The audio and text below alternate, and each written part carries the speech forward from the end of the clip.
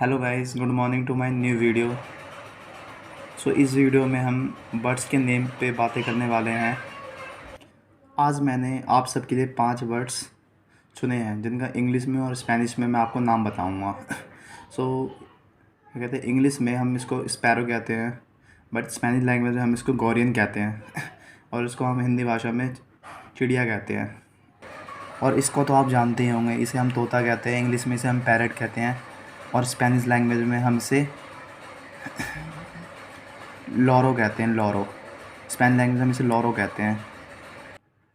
और अगली बारी है कौवे की, जिसे हम हिंदी भाषा में कौवा कहते हैं, इंग्लिश में क्रो कहते हैं और स्पेनिश भाषा में क्यूर्वो कहते हैं। Cuervo, CUERVO, Cuervo.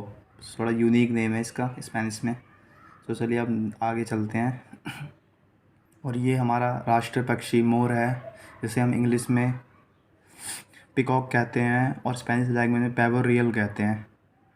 और अब अगले पक्षी में इसे हम इंग्लिश में कबूतर कहते हैं, हिंदी में कबूतर कहते हैं, इंग्लिश में पीजन कहते हैं और स्पेनिश लैंग्वेज में पैलमो कहते हैं। पैलमो। गाइस, इसी के साथ आज के 5 बर्ड्स के नेम हमारे ख़त्म हो गए हैं।